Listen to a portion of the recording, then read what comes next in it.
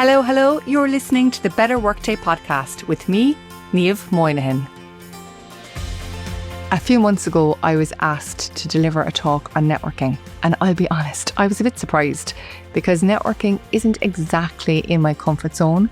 But of course, over the years, I've found ways to feel a little bit less awkward when doing it.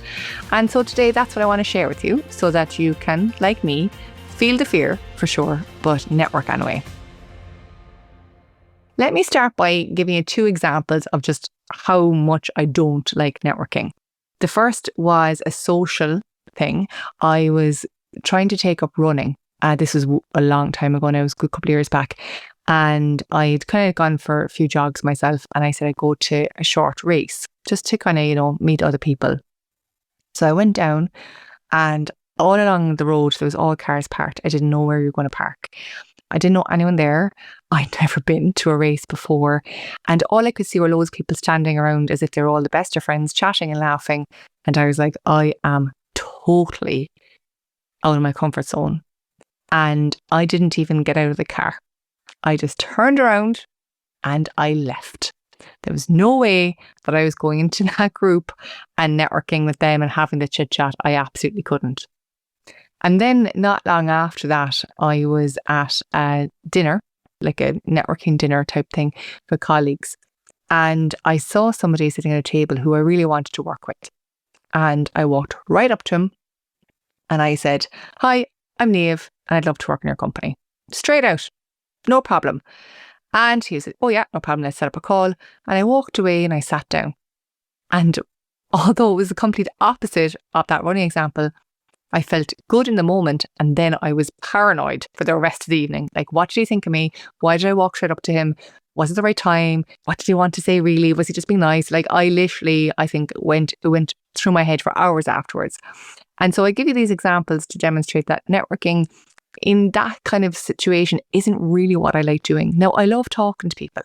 Like, I talk to strangers on trains, I chat to anybody, but something about like networking, I don't know why.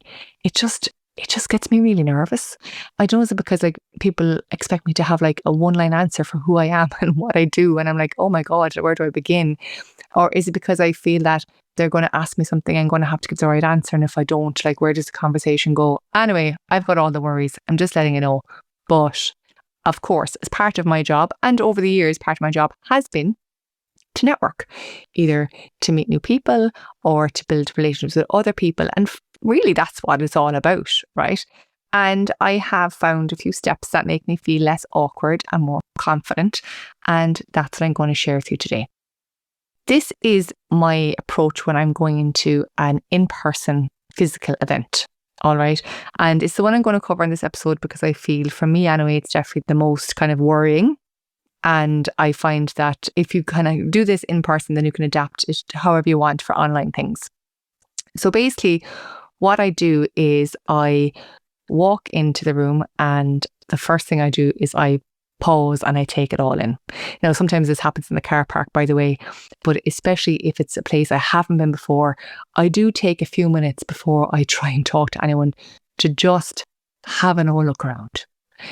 It's usually, I take my time to go put away my coat and I amble along to the furthest tea and coffee station and I just try and take it in and give myself a good couple of minutes at the start, right? To, not be under pressure to be kind of talking to people immediately. And look, what I'd say to you at this point is there's some situations, of course, where I might know some people and that's definitely easier.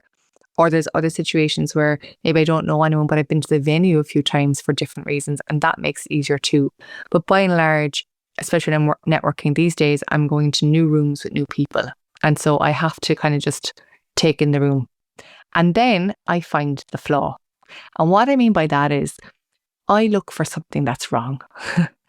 I look for proof that this is just a human situation with human people just like me in it. So by a flaw, I might look and see, there might be a fork that's missing on a table, or a milk jug with no milk in it, or I don't know, somebody's shoelace is open, or, somebody's coat is hanging off, practically on the floor, like anything at all, like anything that reminds me that this isn't a movie set, this isn't a picture perfect situation, that this has flaws. just like me, and it's quite human. And I find once I pick out one or two of them, I'm like, okay, I've got this. I've been in places where the milk jug was empty before. I can handle this. I know it's really basic, but I'm telling you it works.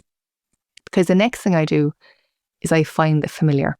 And what I mean by that is I find things in common with other people, even if I'm not talking to them yet. Now I'm still kind of like mulling around getting my cup of tea or whatever. And so it could be finding someone else is wearing a dress. Somebody else has got blonde hair. Somebody else who is kind of hanging out on their own. Anything at all that's familiar. Anything at all that's like, oh yeah, I'm kind of like them a little bit.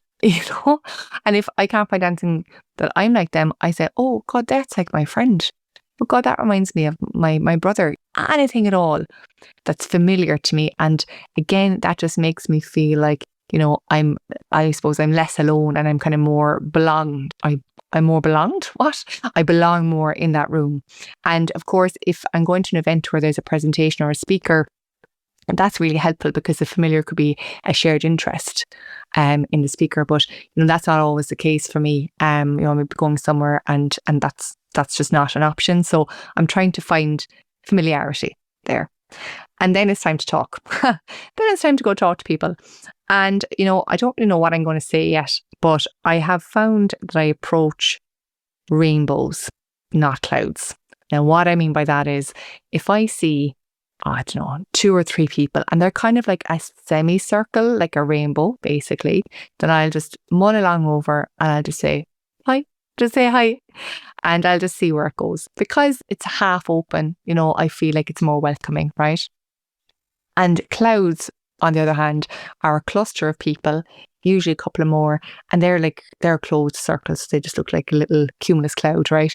And it looks like they're having a closed conversation. So I'm definitely not going to try to wedge my way in there. Now, to be fair, I used to try and do that and I just felt really, really awkward and I never knew if it was the right thing to do. So now I'm rainbows only. Okay. So, in that room, I would just look for any kind of arc like that and try and approach them.